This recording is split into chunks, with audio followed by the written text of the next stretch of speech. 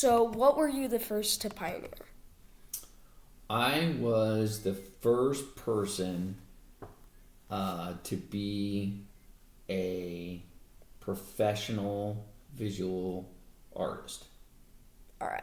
So, what was your first art piece that pretty much went viral and got you to the popularity that you have today? Um, I painted a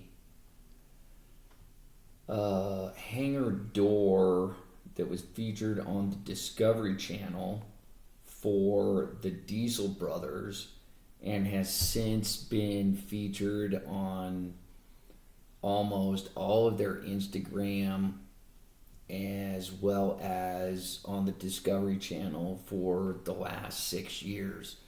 If you pull up the Diesel Brothers, Diesel Power Gear, Sparks Motors, the door that I painted with the American flag and the bearded skull is something that you'll find everywhere. Not too long ago, someone sent me a photograph that somebody had taken the image that I spray painted and got a tattoo of it on their forearm. So it's not only has my art been featured, but now it's part of pop culture. So it's recognizable enough that people know it and recognize it. Wow.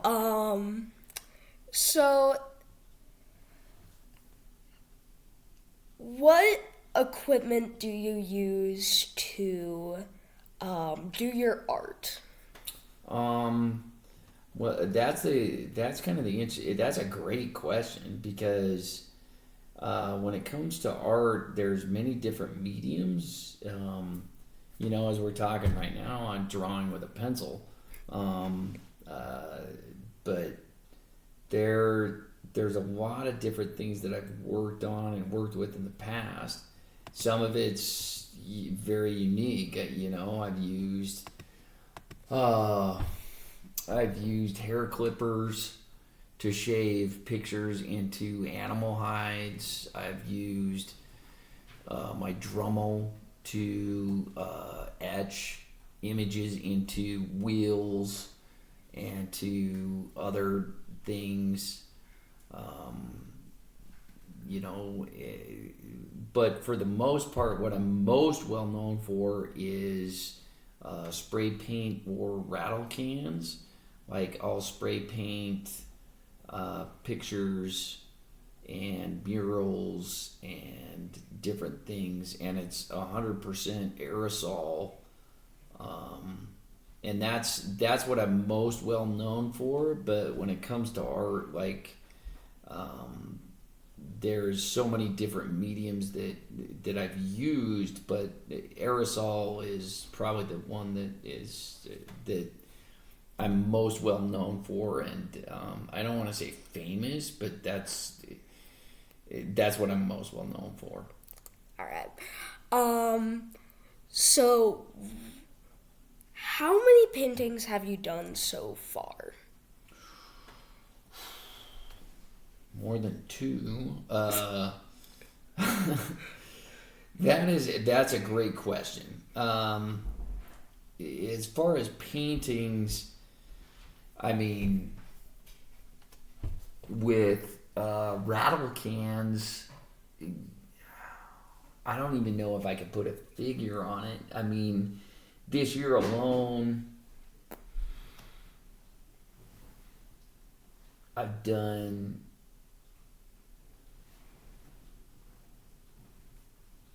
and this is gonna diminish it, but it's like this year I've done 8, 9, but the size and magnitude of the work that I do, it makes it sound like it's small. But when you start looking at the square footage of the paintings that I do, it's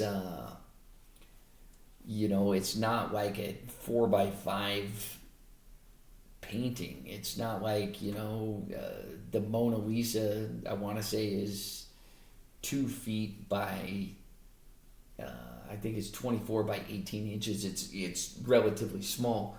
Whereas the stuff that I do is hundreds of square feet. I'm talking like the one that I just did was 40 feet by 14 feet tall on one wall, and I painted 3 walls and the ceiling. So it's, I mean, hundreds, I would say, of paintings that I've done. All right. So, I hope that answers the question. That's a hard question. yeah. So, what is your favorite paint color for rattle cans or spray paint? Ketchup. Ketchup. Power ketchup. That's right. Ketchup. It's funny is I say that without hesitation, mostly because it's kind of just a joke. I call it the power of ketchup, and the reason why is it's a brighter red, and so when I was most known for fabric work, I did a lot of work with the Haunted Circus and painted a lot of circus tents, and they were all done with yellows and reds and stripes.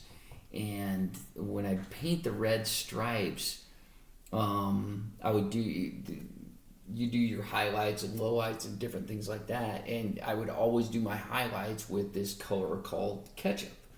And everybody, when they would see my fabric work, whether it was flags, I did a lot of flags with the Diesel Brothers, and the one, like I said, that I'm most well known for, you can see all these bright, highlights and the realism of what I paint. And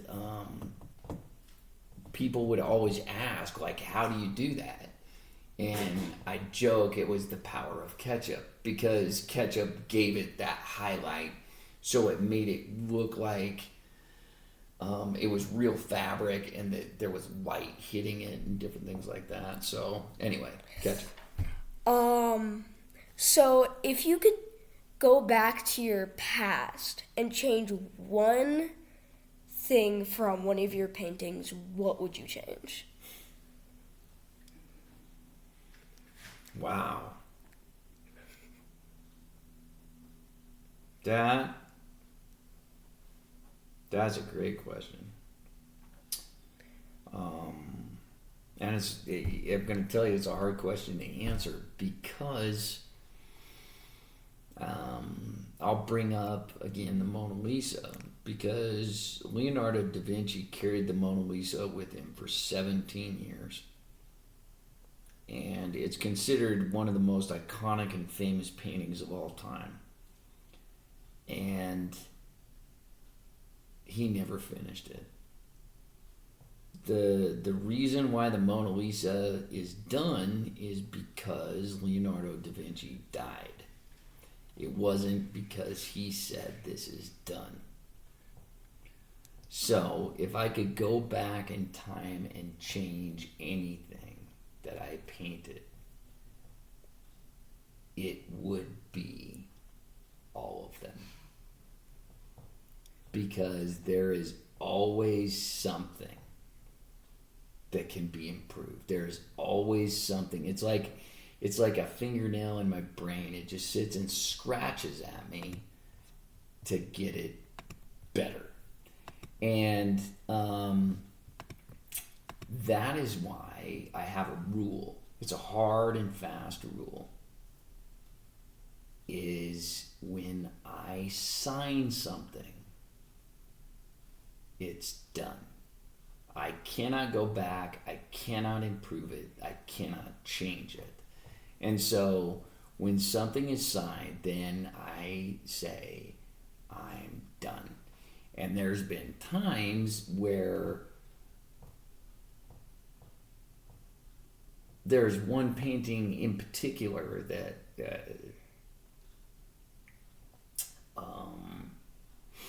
I was very attached to and worked very hard on.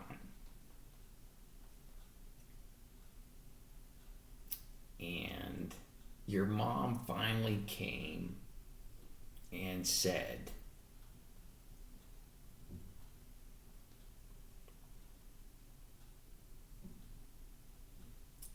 you should be done. And it took a lot to walk away from it. And I've always said that was my Mona Lisa. Like, that was the painting that I could have carried with me until the day I died, because there was always something just a little bit more, a little bit better that I could do. And I worked on it for,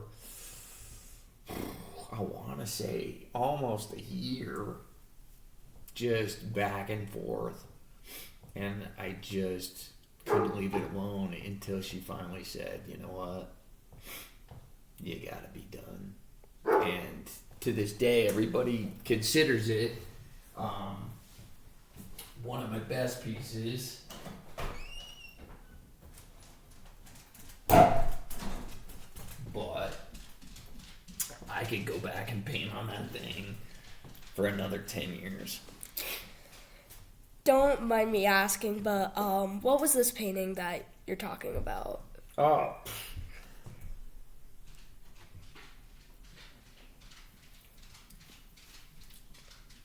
I don't mind you asking at all. It's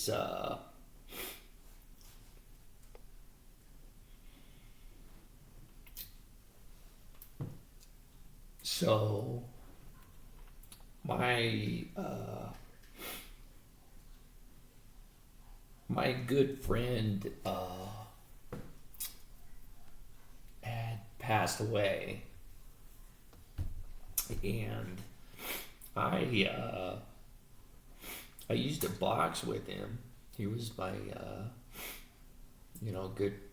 good friend, and like I said, a boxing family. And the crazy thing about boxing is people think it's like a dirty sport and you just punch people in the face and different things like that, but there's a bond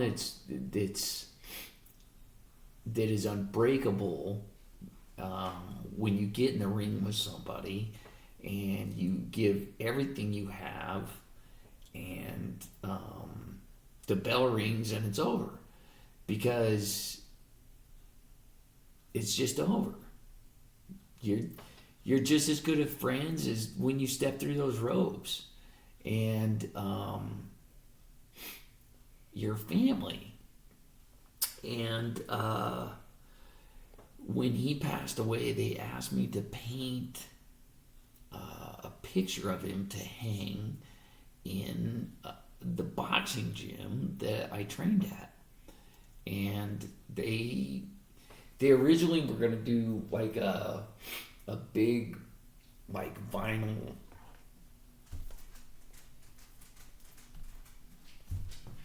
picture of him and hang it up. And my old boxing coach said,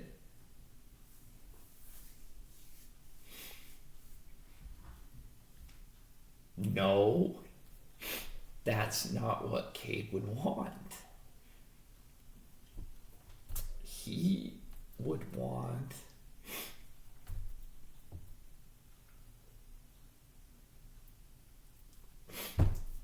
he'd want Matt to paint him. And so they came to me and they're like, will you do this? And I mean, it's a little bit of an undertaking, and somewhat pressure because it's like, you're painting your dead friend. It's like you can't jack that up, right? Yeah. So, like, anyway, that was the painting. And so, great question in the aspect that now you made me get emotional.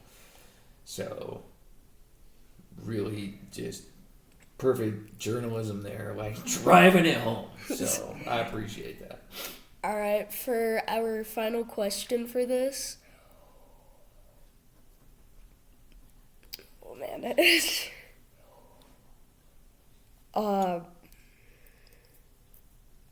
Crap.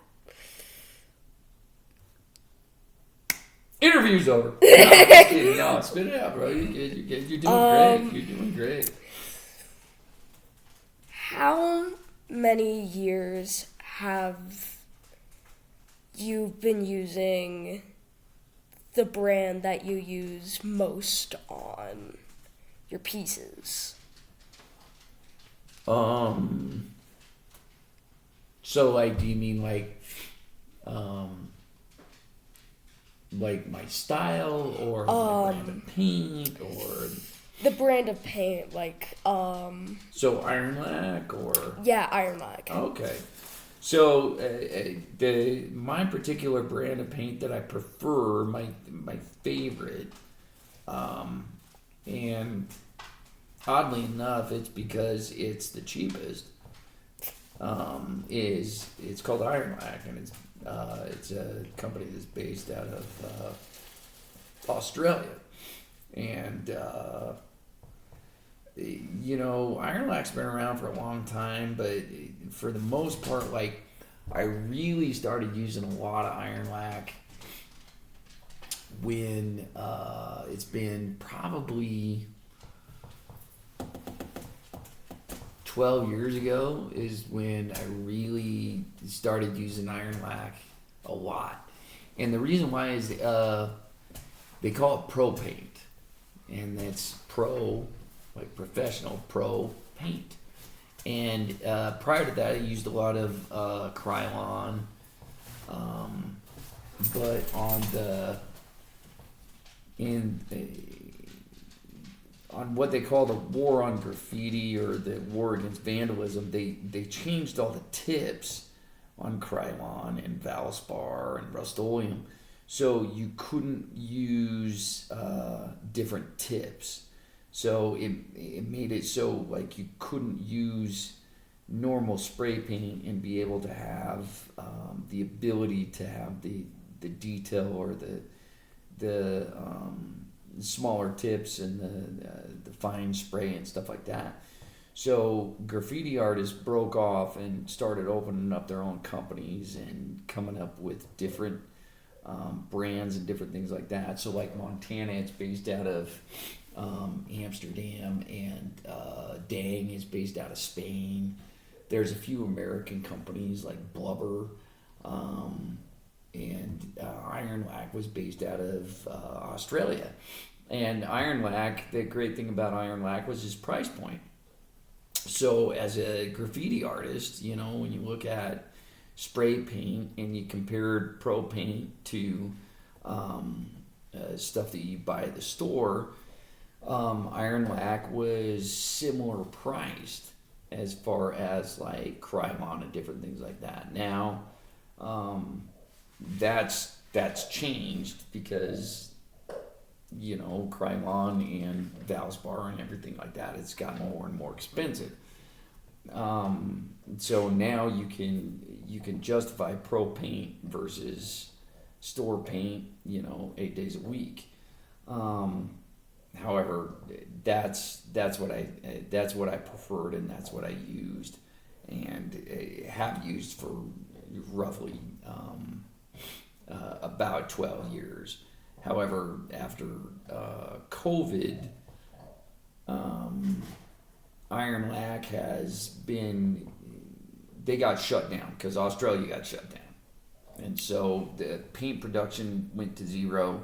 And then they shut down international shipping because apparently if you're going to create paint in Australia and ship it outside of the outside of Australia is going to spread COVID or whatever. But, Yeah. So they stopped producing paint, and with being shut down for that long, they have yet to fully recover. So they're still not shipping paint, and in all honesty and truthfulness, I don't know if they ever will again. I held my breath for a long time, but since then I've had to start looking at different brands and change brands and figure out how other paint throws and figure out how it blends and color schemes and color wheels, because that's the whole thing is you think about paint, you think about colors. That's kind of the cool thing is you think, okay, this color is green and this is light green and this is dark green and this is really dark green, because it's almost like Crayola crayons, you know. You can't mix a crayon with another crayon, and that's the same way with spray paint. It's like you have a color and that's its color. You can't mix two Crayola crayons into one color. It's not like acrylic paint or oil paint. So, but iron lac is very unique in its names. And so I've learned my color wheel over the course of the last 12 years. And so I know that if I'm going to paint grass, I'm going to grab Sniper and Huey and Field.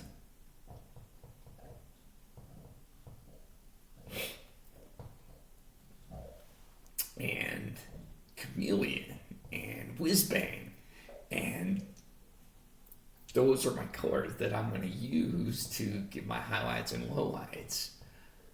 So now with Dang, I have to learn their color schemes, and it's, you know, dark green and, you know, off green and different things like that. So it's like I'm just having to relearn, and it's, you know, it's frustrating, but, you know, it's with anything when it comes to art. You just roll with your punches and you do what you do, and it is what it is. Yeah. So, thank you for your time, and yeah, just honestly, this was great. Thank you. You're